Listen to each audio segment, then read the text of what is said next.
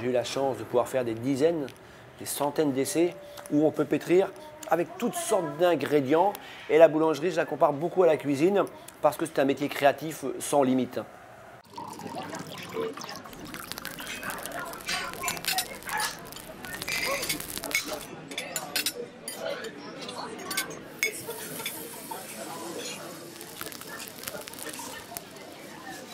On peut pétrir avec de l'eau, mais on peut pétrir avec toutes sortes de liquides.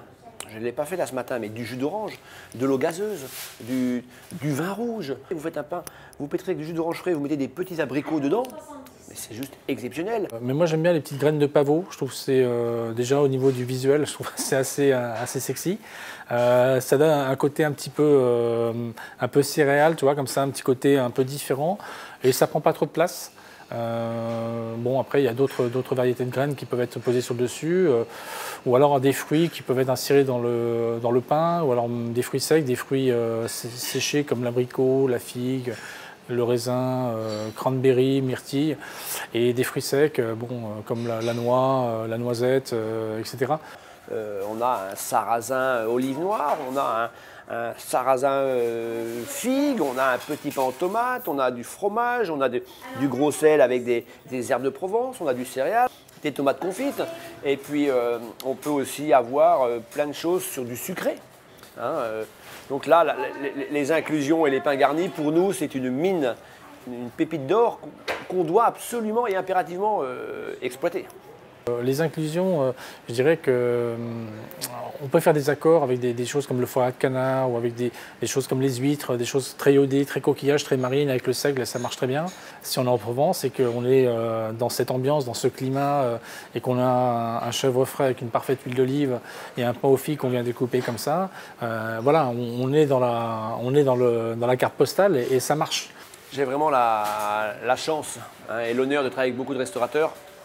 Et là où c'est exceptionnel, c'est qu'eux me poussent dans mes retranchements, me font réfléchir à des choses que je n'aurais même jamais fait. Mais comprenez bien que vous ne mangerez pas la même chose avec un joli bar de ligne qu'avec un sanglier, qu'avec un fromage de chèvre. Donc on a un pain qui est un pain au focaccia aux olives de la boulangerie Chambellan, avec des olives tagache et des grosses olives noires qui sont très charnues, très gourmandes, dénoyautées bien sûr. Et on l'accompagne avec un rouget, on a un rouget qui est cuit sur la peau comme ça avec les écailles croustillantes. Et on a une sauce un peu civet, une sauce qui est faite avec le foie du rouget, fumée de vin rouge, un peu olive, un peu comme ça, un peu toutes ces couleurs et ces saveurs très sombres, très iodées, très marines et très sudistes, je dirais. Et on sert 2 tranches de pain, la focaccia aux olives, et ça se marie bien parce qu'on avait le pain qu'on aimait, on avait ce poisson-là, et on s'est dit, bah tiens, si on faisait un accord pains et poissons, juste sur ce plat-là, et on trouve que c'est judicieux. Voilà, et c'est gourmand. Si on a un pain qui est un peu aromatisé comme celui-ci, on va aller saucer cette sauce qui est très sombre, et s'il est gourmand et qu'il sauce de façon gourmande, je dis c'est bien, on est bon. Le pain ne doit pas manger l'assiette, mais il doit la sublimer. C'est-à-dire que lorsqu'il y a une jolie sauce, parce que les restaurateurs nous font des sauces exceptionnelles, il faut que le pain exhale, mette en avant encore la qualité de la sauce et soit le vrai bon support justement pour que le mariage du pain et de la sauce soit tout simplement phénoménal. Les pains aromatisés ou les pains fourrés, tout ce qui peut être pain aux fruits par exemple, fruits, figues, abricots, raisins, on va avoir tendance à pouvoir les mettre avec des fromages qui sont peut-être fromage de chèvre un petit peu frais, qui va donner avec de la figue un petit peu de mariage à la fois de terroir pour certains produits, et puis pour d'autres pâtes, des pâtes qui sont des pâtes un peu relevées ou un petit peu typées, un petit peu d'acidité pour alléger un petit peu le goût et la texture qu'on peut ressentir en bouche. Alors, à une époque, on servait un pain feuilleté soit à la truffe, soit aux olives noires, et ça on le servait avec le fromage. Il y a le chocolat aussi.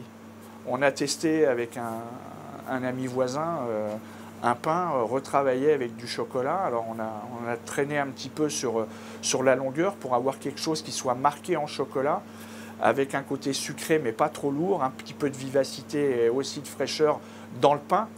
Avec les bleus et les roqueforts, c'est fabuleux.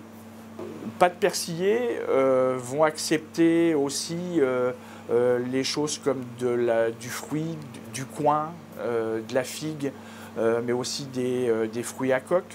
L'arrondi, c'est sympa. Il vaut mieux avoir des arrondis plutôt que des pics à droite et à gauche dans la bouche. On a voilà, un assemblage agréable et gustatif et gourmand des deux produits qui se fait de manière voilà, simple et naturelle. Plus le temps passe, et plus les jours et les mois et les années passent, et plus on va chercher des choses de plus en plus garnies, de plus en plus... Aujourd'hui, on fait des repas qu'avec des pains garnis.